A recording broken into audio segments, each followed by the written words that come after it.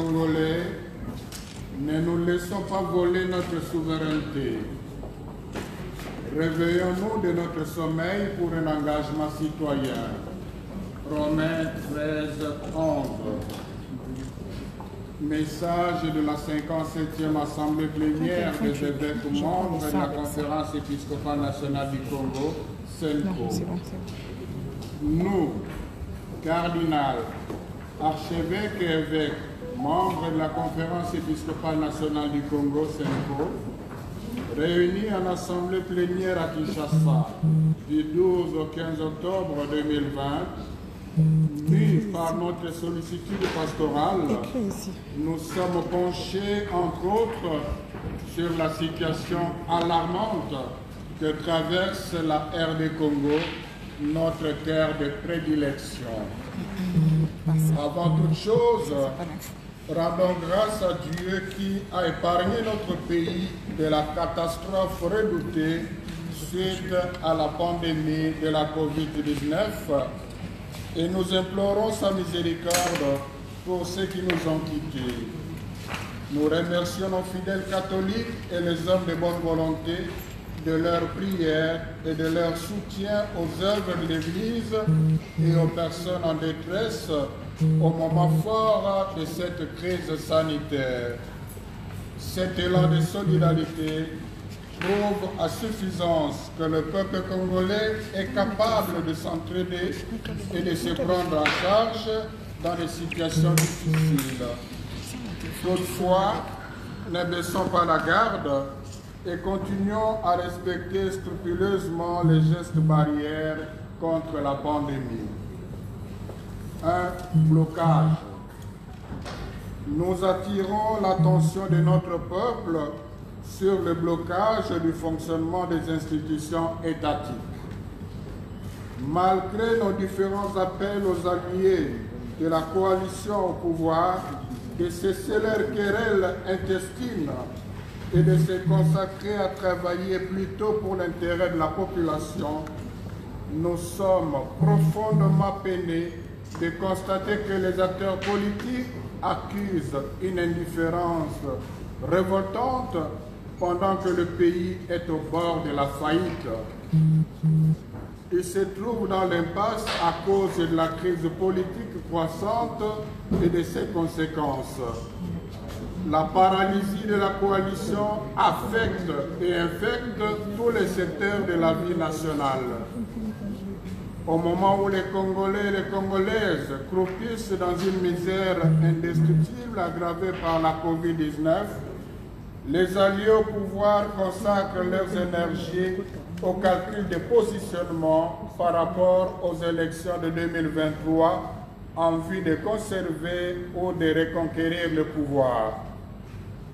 L'obsession du pouvoir pour le pouvoir porte à confisquer la souveraineté du peuple congolais.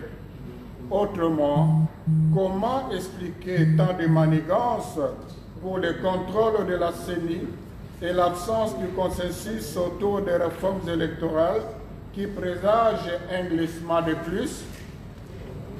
À cela s'ajoutent les fléaux du tribalisme et les conflits communautaires, souvent fomentés et exacerbés par les mêmes acteurs politiques qui sacrifient les compétences et la méritocratie dans la gestion de la chose publique au profit des intérêts partisans.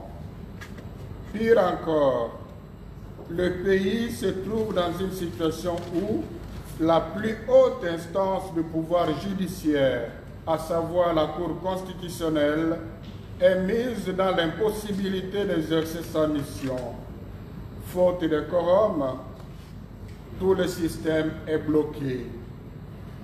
Deux conséquences au plan socio-économique. En vue de relancer la croissance économique, un certain nombre de mesures ont été prises, notamment la mise en application du code minier, les mécanismes de lutte contre la corruption et l'investissement pour l'autosuffisance alimentaire. Cependant, l'économie du pays connaît une forte régression avec une diminution drastique du pouvoir d'achat de la population et partant un accroissement de la pauvreté et du chômage.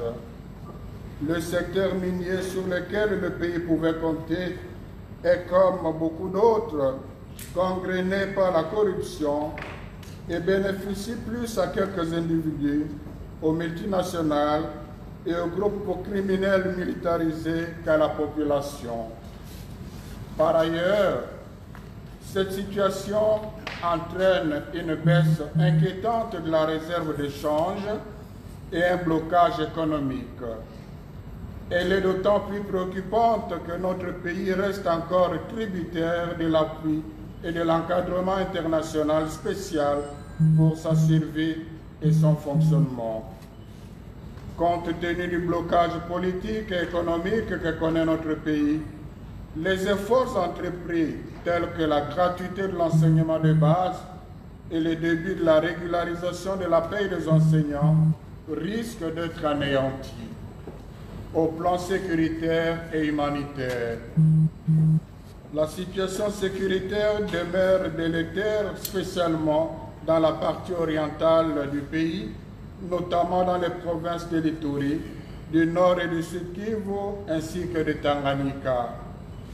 Nous y remarquons la stratégie de dépeuplement par des massacres des populations locales, d'occupation de terres et de contrôle des ressources naturelles. Les massacres perpétrés dans les territoires de Beni et de Djougou, tout comme les conflits communautaires dans la zone de Minembwe, illustrent à suffisance cette situation. Aussi, les conflits communautaires récurrents démontrent-ils la faiblesse de l'État congolais qui semble inexistant dans les lieux où prolifèrent les milices et groupes armés de tout genre avec leur cortège de misère. Dans plusieurs autres provinces, tant de faits nous tourmentent par leur gravité et leur répétition. Les enlèvements avec demande de rançon, les vols armés, les viols, les assassinats, etc. À cela s'ajoutent les conflits frontaliers avec la quasi-totalité des pays voisins, dont les forces armées régulières font des incursions sur le territoire de la RD Congo et occupent des villages et cités de notre pays. Au plan des droits humains, alors que les élections de 2018, placées sous le signe du changement, ont malgré tout nourri l'espoir de l'avènement d'un état de droit, il s'observe malheureusement une restriction des droits humains. En effet, l'élan de liberté d'expression et de manifestation publique, salué avec enthousiasme par notre population, évolue en dents de scie. Ici et là, certains partis politiques se substituent aux services étatiques et portent atteinte non seulement à l'ordre public, mais aussi à la dignité humaine et au respect des droits humains. Les procédures de 100 jours et les enquêtes judiciaires en cours suscitent beaucoup d'espoir en une justice qui ferait effectivement grandir la nation. Tout reste à savoir si cette dynamique ira jusqu'au bout. 3. Exhortation. Peuple congolais, ne nous laissons pas voler notre souveraineté. Notre situation changera à partir du jour où ceux qui sont au pouvoir comprendront que pour y demeurer ou y accéder, ils doivent servir nos intérêts. C'est pourquoi, pour ne pas nous laisser voler notre souveraineté, sortons de notre torpeur et demeurons vigilants sur le respect de la Constitution, notamment les articles verrouillés, ainsi que sur l'indépendance réelle du bureau de la CENI et de la magistrature. Exerçons effectivement notre droit de souverain primaire et agissons pour empêcher toute tentative de confisquer notre droit de choisir nos dirigeants et de nous prononcer sur le destin de notre pays. Continuons à être créatifs, ardents au travail et solidaires pour faire face aux conséquences économiques vécues au quotidien. Résistons pacifiquement à la balkanisation de notre pays, au dépeuplement et à l'occupation des terres par la cohésion nationale et le refus de la trahison, en privilégiant le sursaut du patriotisme aux côtés de nos forces armées de sécurité. La RD Congo est notre terre, don béni, notre patrimoine inaliénable, et nous ne devons pas nous le laisser ravir. Exigeons de notre gouvernement de faire une demande formelle d'institution d'un tribunal pénal spécial pour la RD Congo afin d'engager des poursuites contre les présumés responsables internes et externes des milliers de morts et de victimes de violations massives des droits humains évoqués dans le rapport Mapping de 2010. Nous demandons à notre État de manifester davantage son autorité et d'exercer son pouvoir régalien, de combattre particulièrement la corruption, l'impunité, de mettre hors d'état de nuire les complices de l'insécurité et d'affirmer sa souveraineté vis-à-vis des États tierces. Fort de notre collégialité affective et effective, nous dénonçons et condamnons vigoureusement les menaces de mort proférées contre nos frères dans l'épiscopat, Monseigneur Dieudonné Uringi, évêque de Bunia, et Sébastien Mouyengo, évêque d'Uvira. Conscients de leur mission prophétique, ils n'ont fait qu'exercer leur ministère de pasteur soucieux du bien-être et de la cohabitation pacifique des peuples confiés à leur sollicitude pastorale. Nous exhortons les acteurs politiques à se mettre sincèrement au service du bien commun. En tant que serviteurs du peuple, qui se préoccupe de son bien-être et qu'il soit prêt à lui rendre compte.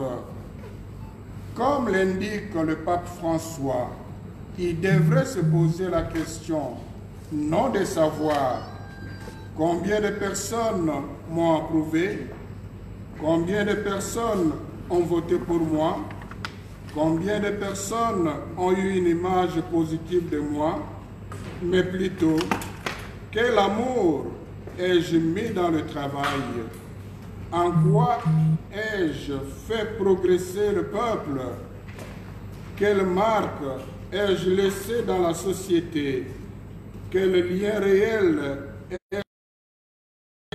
quelle force positive ai-je libérée, quelle sociale ai-je sémé, qu'ai-je réalisé au poste qui m'a été confié.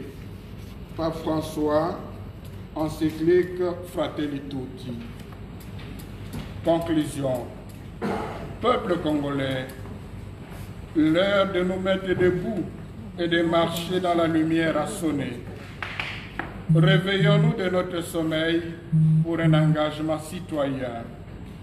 Tenons fort et restons fidèles aux idéaux tracés par nos pères de l'indépendance pour léguer ainsi aux générations à venir non plus un Congo de pleurs et de larmes, de divisions et de guerres, mais un Congo prospère, un Congo de paix, de réconciliation, de fraternité.